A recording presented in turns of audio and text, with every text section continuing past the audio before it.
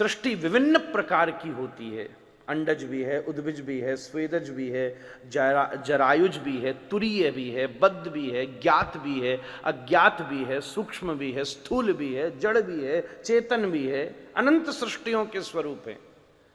ऋषि अर्थात साइंटिस्ट, वेत्ता, विषय का वेत्ता,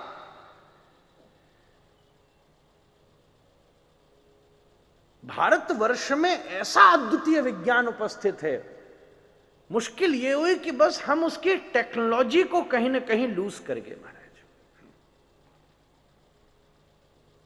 मेडिकल साइंस की कितनी चीजें शास्त्रों में बहुत पहले से अवस्थित हैं। मैं जरा संकोच के साथ ये कहूंगा, पर कहेंगे जब भी जनमानस को और युवा वर्ग को इसकी पता चलेगी। मेडिकल साइंस में आज एक सरोगेसी एक पद्धति है। ये कार्य तो भागवत जी में रोहिणी जी और देवकी जी के संग कब को है चुको महाराज। बलराम जी जो हैं वो देवकी जी के लाला हैं और फिर उन्हें संकर्षित करके श्री रोहिणी जी के गर्भ में स्थापित किए हुए।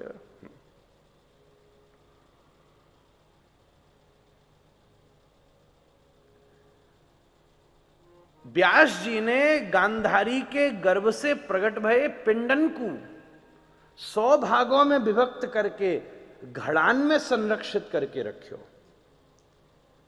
जाते दुर्योधन दुशासन आदि सब पैदा भये। महाभारत में इसको वर्णन है। टेस्ट ट्यूब बेबीज की टेक्नोलॉजी तो अभी कुछ वर्ष पे अभी भी परिपक्व रूप से नहीं आई है महाराज, इतनी इसकी विशेषता है। इतना भारतीय विज्ञान उन्नत रहा है महाराज। तो बोले ये सब हुआ कैसे, कहां गया? सच कहूं तो इस देश ने 1200 वर्ष की ऐसी गुलामी सही है महाराज। इतना भीतर भीतर चीजों को खंगाल दिया गया है। अरे इतिहास के पन्नों में तो ब्रज की स्थिति कहीं ना कहीं गुम ही हो गई है। एक तरफ आगरा और एक तरफ दिल्ली के मध्य अवस्थित इस ब्रज की स्थिति उस जमानों में किस रूप में हुई कि यहां तो जमुना जी और गिरिराज जी को छोड़ के कछु बचो ही ना थो महाराज। ये तो सब वैष्णवाचार्य हमारे आए और आप सब संत महत्पुरुषों ने या ब्रज को धीरे धीरे धीरे धीरे पुनः स्थापित की नो महाराज। कैसी स्थिति या की बदल गई है महाराज। हम या इतिहासन से अच्छी तरह परिचित हैं।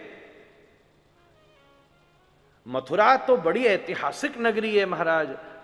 रामायण काल से इसका इतिहास विद्यमान है। सब कुछ लुप्त प्राय। महाभारत का युद्ध भी एक बहुत बड़ी स्थिति है।